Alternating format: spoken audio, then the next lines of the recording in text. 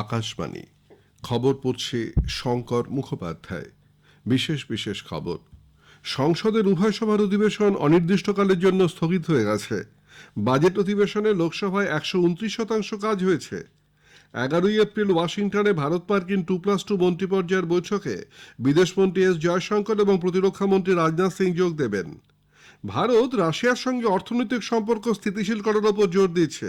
বিদেশ মন্ত্রক বলেছে যে শ্রীলঙ্কার অর্থনৈতিক সংকটে সাহায্য করতে নতুন দিল্লি পরিস্থিতির ওপর নজর রাখছে। বিদ্যুৎ ক্ষেত্রে নির্ধারিত সংস্কারের জন্য 10টি রাজ্যকে কেন্দ্রীয় অর্থ মন্ত্রক অতিরিক্ত 28,204 কোটি টাকা ঋণের অনুমতি দিয়েছে। অন্ধ্রপ্রদেশে 2024-এর বিধানসভা নির্বাচনের আগে নতুন মন্ত্রীদের সামিল করতে মুখ্যমন্ত্রী ওয়াইএস জগনমোহন রেড্ডি মন্ত্রিসভা ভেঙে দিয়েছেন। পিভি সিন্ধু কোরিয়া ওপেন ব্যাডমিন্টনের কোয়ার্টার ফাইনালে উঠেছেন। আসছে বিস্তারিত খবরে। সংসদের উভয় সভার অধিবেশন নির্ধারিত সময়ের একদিন আগেই আজ অনির্দিষ্টকালের জন্য মুলতবি হয়ে গেছে। বাজেট অধিবেশনের দ্বিতীয় পর্ব আগামীকাল শেষ হবার কথা ছিল, কিন্তু মূল্যবৃদ্ধি সহ বিভিন্ন ইস্যুতে বিরোধীদের তুমুল হইহট্টগোলের জেরে লোকসভার অধ্যক্ষ ওম বিড়লা এবং রাজ্যসভার চেয়ারম্যান এম ভেঙ্কাইয়া নাইডু অনির্দিষ্টকালের জন্য সভা মুলতবি করে দেন। লোকসভার অধ্যক্ষ বলেন যে এবারের অধিবেশনে সবার সদস্যরা মোট 27 বার মিলিত হয়েছেন। মোট কাজ হয়েছে 177 ঘন্টা 50 মিনিট, অর্থাৎ 129%। রাজ্যসভার চেয়ারম্যান অবশ্য সমাপ্তি ভাষণ না দিয়েই অধিবেশন স্থগিত করে দেন। সংসদ বিষয়ক মন্ত্রী প্রহ্লাদ যোশী বলেছেন যে সরকার বাজেট অধিবেশনে সংসদের উভয় সভাতেই বিভিন্ন ইস্যুতে পূর্ণাঙ্গ আলোচনার অনুমতি দিয়েছে এবং আলোচনা না হতে দেবার বিরোধীদের অভিযোগ আদৌ সঠিক নয়। বিরোধী সাংসদরাই নির্ধারিত সময়ের আগে অনির্দিষ্টকালের জন্য অধিবেশন মুলতবি করে দেওয়ার জন্য অনুরোধ করেছেন বলে তিনি দাবি করেন।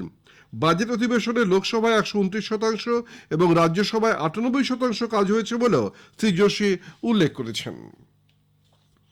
ওয়াশিংটনে ভারত মার্কিন 2+2 মন্ত্রী পর্যায়ের বৈঠকে যোগ দিতে বিদেশমন্ত্রী ডক্টর এস জয়শঙ্কর দুদিনের সফরে মার্কিন যুক্তরাষ্ট্র যাচ্ছেন। 11ই এপ্রিল এই মন্ত্রী পর্যায়ের বৈঠকে ডক্টর জয়শঙ্কর এবং প্রতিরক্ষামন্ত্রী রাজনাথ সিং ভারতীয় প্রতিনিধি দলের নেতৃত্ব দেবেন। মার্কিন প্রতিনিধি দলে থাকবেন বিদেশ সচিব অ্যান্টনি ব্লিংকেন এবং প্রতিরক্ষা সচিব লয়েড অস্টিন। আজ নতুন দিল্লিতে বিদেশ মন্ত্রকের মুখপাত্র অরিন্দম বাগচি সাংবাদিকদের বলেন যে বিদেশ নীতি, প্রতিরক্ষা এবং নিরাপত্তার বিষয়ে ভারত মার্কিন আলোচ্যসূচির বিভিন্ন ইস্যু সর্বাত্মকভাবে খতিয়ে দেখা হবে এই 2+2 বৈঠকে। অভিন্ন স্বার্থ সংশ্লিষ্ট বিষয় ছাড়াও গুরুত্বপূর্ণ আঞ্চলিক এবং আন্তর্জাতিক ইস্যুতে দুদেশের মধ্যে মতবিনিময়ের সুযোগ ঘটবে এই আলোচনায়। ডক্টর জয়শঙ্কর মার্কিন বিদেশ সচিবের সঙ্গে পৃথকভাবে সাক্ষাৎ করবেন। মার্কিন প্রশাসনের পদস্থ আধিকারিকদের সঙ্গেও তিনি দেখা করবেন। ভারত মার্কিন অংশীদারিত্বকে আরও এগিয়ে নিয়ে যাওয়ার বিষয়ে তাদের মধ্যে কথা হবে। বিদেশ মন্ত্রক জানিয়েছে যে ভারত রাশিয়ার সঙ্গে অর্থনৈতিক সম্পর্ক স্থাপন করেছে এবং বর্তমান পরিস্থিতিতে এই সম্পর্ককে স্থিতিশীল করার ওপর জোর দেওয়া হচ্ছে।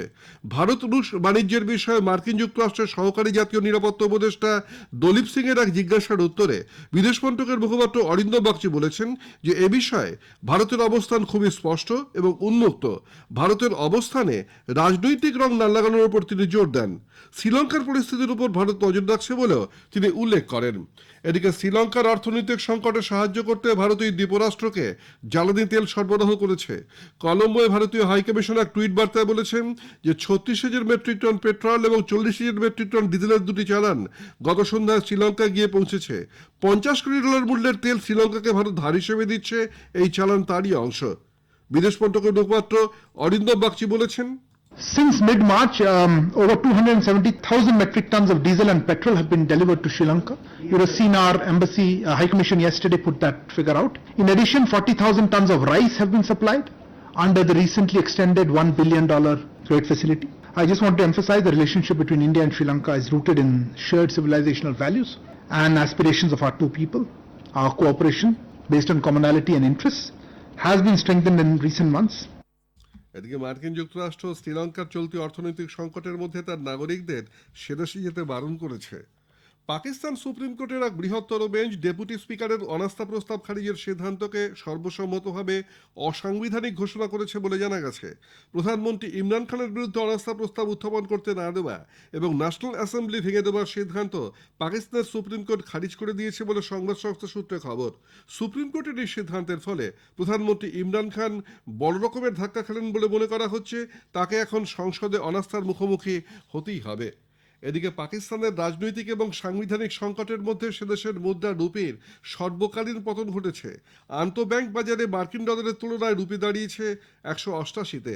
এদিকে পাকিস্তান মুসলিম লীগ নওয়াজের নেতা শেহবাজ শরীফ প্রধানমন্ত্রী ইমরান খানকে অভিযুক্ত করে বলেছেন যে প্রধানমন্ত্রী ভেঙে পড়া অর্থনীতি পেছনে রেখে এখন পালিয়ে যাচ্ছেন। অস্ট্রিয়ার বিদেশ মন্ত্রক রাশিয়ার 4 কূটনীতিককে বহিষ্কারের সিদ্ধান্ত নিয়েছে। ভিয়েনার রুশ দূতাবাসের 3 কর্মী এবং সল্জব্রুগের রুশ বাণিজ্য দূতাবাসের 1 কর্মীর কূটনৈতিক মর্যাদা প্রত্যাহার করে নেওয়া হচ্ছে বলে জানিয়েছে। 12 এপ্রিলের মধ্যে এই কূটনীতিকদের অস্ট্রিয়া ছেড়ে চলে যেতে বলা হয়েছে। আজ বিশ্ব স্বাস্থ্য দিবস। সারা বিশ্বের মানুষকে স্বাস্থ্য সম্পর্কে আরও সচেতন করতে এবং নির্দিষ্ট স্বাস্থ্য উদ্বেগের বিষয় সম্পর্কে দৃষ্টি আকর্ষণের জন্য দিনটি পালিত হয়। 1948 সালের আজকের দিনেই বিশ্ব স্বাস্থ্য সংস্থা WHO প্রতিষ্ঠিত হয়। এবছর বিশ্ব স্বাস্থ্য দিবসের মূল ভাবনা আমাদের গ্রহ আমাদের স্বাস্থ্য। বিশ্ব স্বাস্থ্য দিবস উপলক্ষে আয়ুষ মন্ত্রক আর দিল্লির লালকেল্লায় যোগ মহোৎসবের আয়োজন করে। আন্তর্জাতিক যোগ দিবসের 75 দিন আগে এই অনুষ্ঠান যথেষ্ট তাৎপর্যপূর্ণ। লোকসভার অধ্যক্ষ ওম বিড়লা, কেন্দ্রীয় আয়ুষ মন্ত্রী সর্বানন্দ সোনোয়াল, অন্যান্য কেন্দ্রীয় মন্ত্রীরা, সাংসদরা, বিভিন্ন দেশের রাষ্ট্রদূতগণ, বিশিষ্ট ক্রীড়া তারকা এবং যোগগুরুরা এই অনুষ্ঠানে অংশ নেন। এই খবর আপনারা শুনছেন আকাশবাণী থেকে। কেন্দ্রীয় অর্থমন্ত্রকের অধীন ব্যয় দপ্তর বিদ্যুৎ ক্ষেত্রের সংস্কারের জন্য 10টি রাজ্যকে অতিরিক্ত 28,204 কোটি টাকা ধার করার অনুমতি দিয়েছে। এই রাজ্যগুলি হল অন্ধ্রপ্রদেশ, আসাম, হিমাচল প্রদেশ, মণিপুর, মেঘালয়, ওড়িশা, রাজস্থান, সিকিম, তামিলনাড়ু এবং উত্তরপ্রদেশ। পঞ্চদশ অর্থ কমিশনের সুপারিশের ভিত্তিতেই অর্থমন্ত্রক এই রাজ্যগুলিকে অতিরিক্ত ঋণ করার মঞ্জুরি দিল। কেন্দ্রীয় বিদ্যুৎ মন্ত্রী আর কে সিং বলেছেন যে পুনর্নবীকরণযোগ্য শক্তি মজুত করার ক্ষমতা বৃদ্ধি করা গেলে জলবায়ু পরিবর্তন সমস্যার মোকাবিলা আরও ভালোভাবে করা যাবে এবং এর ক্ষতিকর প্রভাব দূর করতে সরকার আন্তরিকভাবে কাজ করে চলেছে। আজ নতুন দিল্লিতে ইন্ডিয়া এনার্জি স্পটলাইটের বিষয়ে মন্ত্রী পর্যায়ের বৈঠকে মূল ভাষণে তিনি বলেন যে বিশ্ব সমাজকে এই শক্তি মজুত করার ব্যবস্থা গড়ে তুলতে হবে এবং তাহলেই জলবায়ু পরিবর্তনের মোকাবিলা করা সম্ভব। অন্ধ্রপ্রদেশের মুখ্যমন্ত্রী ওয়াইএস জগনমোহন রেড্ডি 2024 বিধানসভা নির্বাচনের আগে নতুন মন্ত্রীদের সামিল করতে মন্ত্রিসভা ভেঙে দিয়েছেন। আজ মন্ত্রিসভার বৈঠকের পর সব মন্ত্রী পদত্যাগ করেন। 11 এপ্রিল নতুন মন্ত্রিসভা শপথ গ্রহণ করবে বলে জানা গেছে। নতুন মন্ত্রিসভায় নবগঠিত 26টি জেলা থেকেই প্রতিনিধিত্ব থাকবে বলে মনে করা হচ্ছে। পেট্রোল ডিজেলের লাগাতার মূল্যবৃদ্ধি সহ বিভিন্ন কারণে বাজার দরের ঊর্ধ্বগতি রুখতে পশ্চিমবঙ্গ সরকার ত্রিমুখী ব্যবস্থা নেবার কথা ঘোষণা করেছে। মুখ্যমন্ত্রী মমতা ব্যানার্জি আজ এক উচ্চ পর্যায়ের বৈঠকের পর সুফল বাংলার স্টলের মাধ্যমে মানুষকে কম দামে শাকসবজি সরবরাহের নির্দেশ দেন। কেন্দ্রীয় স্বরাষ্ট্রমন্ত্রী অমিত শাহ বলেছেন যে প্রাকৃতিক বিপর্যয় মোকাবিলায় তৃণমূল স্তরে সফল পরিকল্পনা রূপায়ণের জন্য সক্ষমতা বৃদ্ধি এবং বিভিন্ন সংস্থার মধ্যে সমন্বয় একান্ত জরুরি। নতুন দিল্লির বিজ্ঞান ভবনে প্রাকৃতিক বিপর্যয় মোকাবিলার বিষয়ে বার্ষিক সম্মেলনে তিনি আজ ভাষণ দিচ্ছিলেন। हमें बहुत समय के पहले सूचनाएं मिलती, मगर सूचनाओं का सटीक परकोलेशन और जिस प्रकार की आपदा आने वाली है वो आपदा की दृष्टि से जहां आपदा आने वाली है वो क्षेत्र को सजग करना, उनको बचाने की कार्यवाही करना, सबसे पहले जान बचाना, उसके बाद में संपत्ति का भी नुकसान कम करना, ये सारी चीजों में प्रोफेशनल महारत जब तक हासिल नहीं होती, इसके बीच में आने वाली 5-6 से ज्यादा एजेंसियों के बीच में समन्वय का प्रोटोकॉल और इसका प्रैक्टिकल अनुभव दोनों प्राप्त नहीं होता। শ্রী শাহ আরও বলেন যে এ পর্যন্ত রাজ্য বিপর্যয় মোকাবিলা বাহিনীর 21,000 কর্মীকে প্রশিক্ষণ দেওয়া হয়েছে। এনডিআরএফ এর 12টি ব্যাটালিয়নই এসডিআরএফ এর সঙ্গে কাজ করতে প্রস্তুত বলে তিনি উল্লেখ করেন। 2022-23 শিক্ষাবর্ষে কেন্দ্রীয় বিশ্ববিদ্যালয়গুলির স্নাতক স্তরে ভর্তির জন্য অভিন্ন প্রবেশিকা পরীক্ষা কিউএট ন্যাশনাল টেস্টিং এজেন্সি এনটিএ পরিচালনা করবে। 13টি ভাষায় এই পরীক্ষা নেওয়া হবে। ভারতের 547টি শহরে এবং দেশের বাইরে 13টি জায়গায় এই পরীক্ষার আয়োজন করা হবে। গতকাল থেকে এর জন্য অনলাইনে আবেদনপত্র গ্রহণ করা শুরু হয়েছে।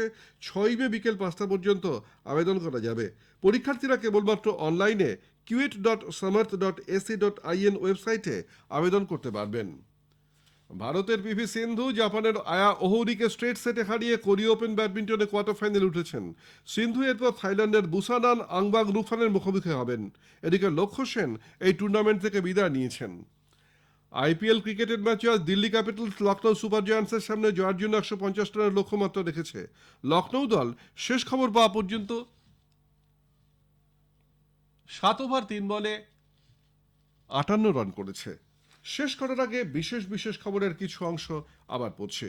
সংসদের উভয় সভার অধিবেশন অনির্দিষ্টকালের জন্য স্থগিত হয়ে গেছে। 11 এপ্রিল ওয়াশিংটনে ভারত মার্কিন 2+2 মন্ত্রীপর্যায়ের বৈঠকে বিদেশমন্ত্রী এস জয়শঙ্কর এবং প্রতিরক্ষামন্ত্রী রাজনাথ সিং যোগ দেবেন। বিদ্যুৎ ক্ষেত্রে নির্ধারিত সংস্কারের জন্য 10টি রাজ্যকে কেন্দ্রীয় অর্থমন্ত্রক অতিরিক্ত ঋণের অনুমতি দিয়েছে। পিভি সিন্ধু কোরিয়া ওপেন ব্যাডমিন্টনের কোয়ার্টার ফাইনালে উঠেছেন। খবর আজকের মতো এখানেই শেষ হলো।